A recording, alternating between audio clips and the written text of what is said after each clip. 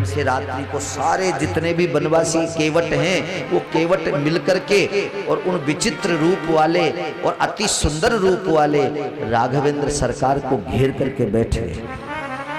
सब ने कहा, बोले प्रभु आज तो यहीं विराजा। ठीक है, बोले यहीं रहेंगे, लेकिन बोले आप ऐसा करो ना, हम सबके पास झोपड़ियां हैं। देखो सरल मन इसी को कहते हैं, सरलता का भाव इसी को कहा जाता है कि हम लोग सरलता से सामने वाले को कैसे जाकर के प्रभावित करते हैं। आप ये मत सोचना भगवान महलों से और बड़े बड़े मंदिरों से प्रसन्न होते हैं, नहीं। उनको तो बुलाने वाला हो तो वो तो झोपड़ी में जाकर के भी और भक्तों को दर्शन दे देते। सबसे कहा, बोले आओ हमारे पास में आओ प्रभु, सब हमारे पास, सबके पास झोपड़ी है, आप चलो। भगवान ने कहा ठीक है, मैं झोपड़ी में आपकी बात को मैं रखता हूं, लेकिन मैं जा नहीं सकता, 14 वर्ष तक किसी नगर गांव में नहीं जा सकते। बोले क्या करोगे? यहीं बना दो झोपड़ी। पेड़ के एक डालियों को इधर उधर काट पीट करके उन्होंने वहीं झोपड़ी बना दी, नीचे घास फूस बिछा दिया, उसी के ऊपर वो आराम से बैठने लगे। सोने की तैयारी हो रही है।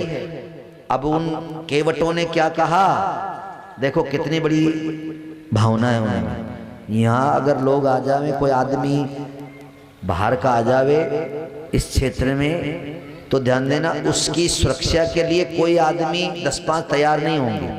लेकिन आज भी इस जमाने में भी तुम अगर आदिवासी क्षेत्र में इधर दाहोद और इधर चले जाओगे, झाबुआ इधर, तो उधर जो आदिवासी हैं, और आदिवासी अपने आंखों से देखा है अभी भी नंगे रहते हैं, विशेष जो ओरिजिनल आदिवासी सब नंगे रहते हैं, और उनके पास धनुष बाण है। तुम्हारी भाषा वो समझते नहीं है, और अपन भी उनकी नहीं समझते, जंगलों में छिपे रहते हैं, लेकिन वफादार इतने हैं। अगर तुम फंस गए कभी उनके बीच में तो नहीं बोलोगे, कोई भी एक शब्द के अलावा अगर कोई दूसरी बात बोली तो तीर मार देंगे, मार डालेंगे।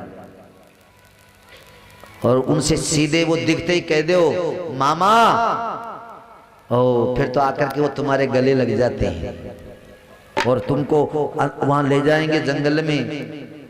रात्रि अगर हो गई तो सब आदिवासी इकट्ठे होकर के तुम्हारे पहरा देंगे।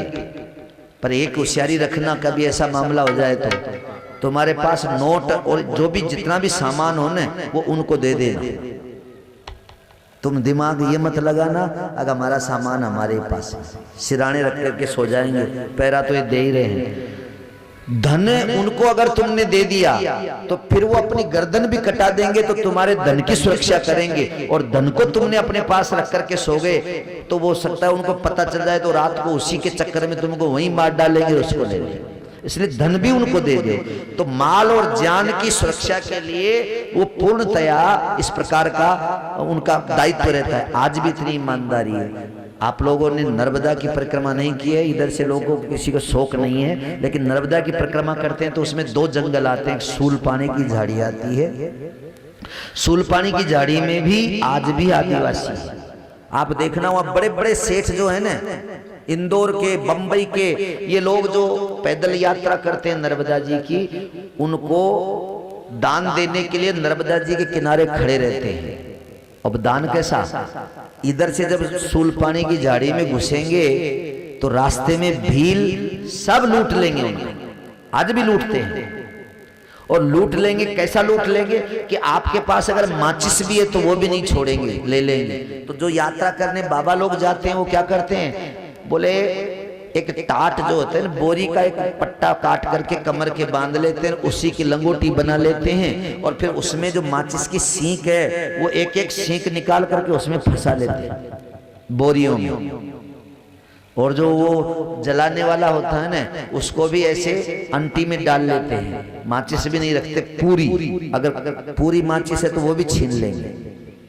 अब जब सब लुट जाता है वो माचिस, इसलिए कि रात्रि को कहीं रुके तो कम से कम जंगल में लकड़ी इकट्ठी करके आग जला लें, अपना समय रात्रि व्यतीत कर लें, इसलिए वो लोग रखते हैं। जब बाहर निकलते हैं तो बिल्कुल उनके पास कुछ नहीं रहता है। तो यात्रियों के लिए वो सेठ लोग अन्न वस्त्र और अनेक प्रकार की सुविधाएं उनको दान दे करके पुनः उनको जो है पूरा उनका सहयोग करके यात्रा को वो लोग आगे बढ़ाते हैं। तो ये आदिवासी लोग जो हैं, ये कोल किरात भिल्ल बनवासी, ये सब के सब उनका ऐसा स्वरूप, राम जी के भी चारों तरफ वो इकट्ठे हो गए, सुरक्षा करने लगे।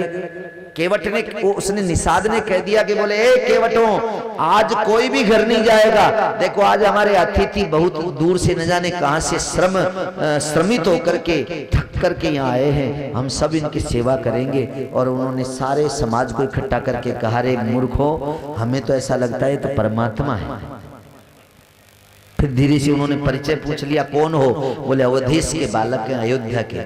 बस उन्होंने सुन तो रखा ही था कि अवध में कहीं भगवान का अवतार हुआ है, उनको लग गया कि यही है। उसके बाद वो बड़े प्रेम से वहाँ रात्रि को उनके भोजन की व्यवस्था तो क्या करते, फल फूल ला करके उनको दे दिया, फल फूल उन्होंने ले लिया। जब वो सोने लगे तो आज पहली रात व्यतीत हो रही है जंगल में, और जब वो सोने लगे तो ये घास फूस के ऊपर जब सो रहे हैं तो निषाद राज को देख करके उनकी आंखों में आंसू आ गए। बोले लक्ष्मण जी, आप मुझे इतना बताओ ना, ये अयोध्या में जब रहते थे तो इनके बिस्तर कैसे थे?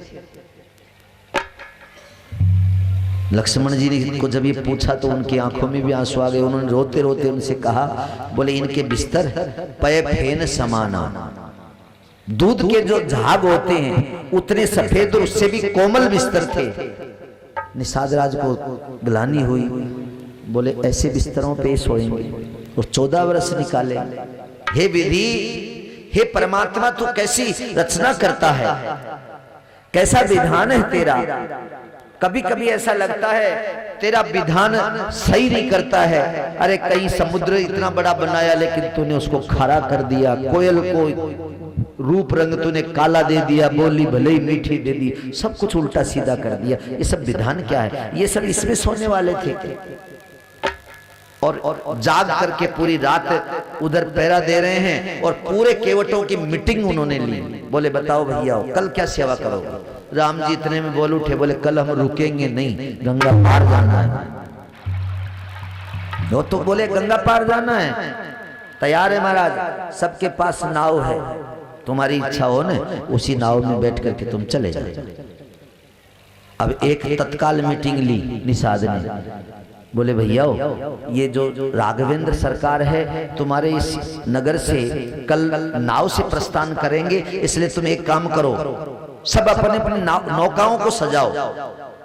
और एक दो वहां रुक गए, बाकी सब भाग गए। और सब के सब ने जाकर के रात्रि को अपनी पत्नियों से कहा, लाओ तुम्हारे फटे पुरानी साड़ियां वस्त्र जो भी है वो दो। देखना सरलता कितनी। नए वस्त्र उनके पास ज्यादा है ही नहीं, एक जोड़ा पहन रखा है, एक लटका रखा है, बस इससे ज्यादा कपड़े नहीं उनके पास। उन जो लटके हुए कपड़े थे, राम के प्रभाव में आकर के उन्होंने वो एक एक जोड़ी को भी लेकर के फाड़ फाड़ करके उनके चिंदियां बना के और नौकाओं को सजाने के लिए लग गए। ऐसे लंबी लकड़ियां खड़ी कर दी, उनके लपेट दिए, कहीं से पत्ते तोड़ लाए, उन पत्तों की बंदरवार बना ली और ऐसे पूरी नौकाओं को रात में सजाने लग रहे हैं। और आपस में होड़ लग रही है, प्रतिस्पर्धा हो रही है। नहीं तेरी मेरी अच्छी नाव है, मेरी में बैठेंगे, वो कहने नहीं तेरी अच्छी नहीं है। ऐसे सब लोग मेरी नाव में बैठेंगे, मेरी नाव में बैठेंगे, ऐसा करके सब लोग नाव सजा रहे हैं। लेकिन एक केवट नाव नहीं सजा रहा, वो आया भी नहीं उस मीटिंग में। बहुत बुलाया उसको, तुम आओ, उसने कहा बोले मुझे नहीं आना। अब देखो इसकी करड़ाई तो आज रात से शुरू हो गई, नहीं गया। और उसकी पत्नी गांव में जब घूम करके आई तो सबके सब स्त्रियां बिल्कुल विभोर हो रही थी, अपने पतियों की मदद कर रही थी, बाल बच्चे भी कर रहे थे, सब नौकाओं को सजाने में लग रहे। उसने भी देखा अपने स्वामी के पास भी चले, हम भी सजा में, हो सकता है कि हमारी नौका में बैठ जाए। और दौड़ी दौड़ी आई और उन्होंने कहा बोले प्रभु आप भी सजाओ ना अपनी नाव को। पतिदेव से कहा, उन्होंने कहा का करी है, इलाहाबादी भाषा का करेंगे। बोले नाव सजा करके। बोले नाव तो सजानी है, सब सजा रहे हैं। बोले सब जैसा मैं थोड़ी हूं, मुझे नाव नहीं सजानी है। क्यों? बोले देख बैठ, मैं तेरे को कहानी सुनाता हूँ। और अपनी पत्नी को बिठा लिया और पत्नी को बिठा करके कहने लगे, बोले तूने कभी भगवान का स्वभाव देखा है? बोले मैंने तो नहीं देखा। कभी सुना है? बोले नहीं सुना। पगली मैंने सुना है। भगवान कभी भी न तो इस प्रकार की सजावट से रीझते हैं, वो तो दयालु है, कृपालु है। और स्तुति में भी कहा है श्री रामचंद्र कृपालु भज,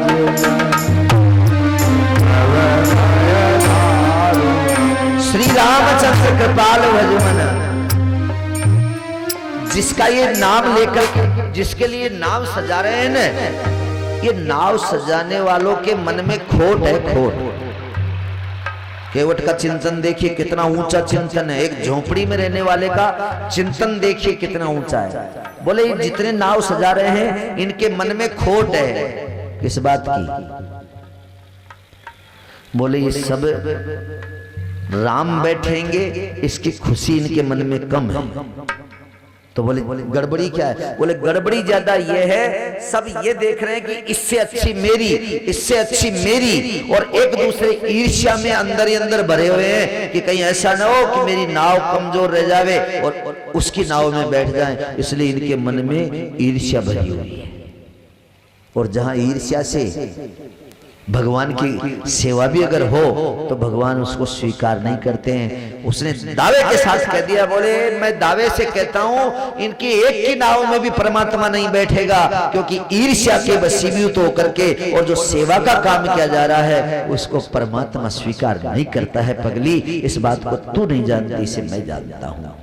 क्योंकि परमात्मा को कपट नहीं चाहिए, परमात्मा को छल छिद्र नहीं चाहिए, परमात्मा को स्नेह और प्रेम और एक बहुत बड़ा सहज भाव उनके लिए हो तो परमात्मा बिना बुलाए आ जाएंगे। और बिना बुलाए क्या, अपने को बुलाने की जरूरत नहीं है, परमात्मा स्वयं बुलाएगा। अपने को तो देखने की जरूरत नहीं है, वो अपने आप बुलाएगा। पर इतने सरल बन जाओ।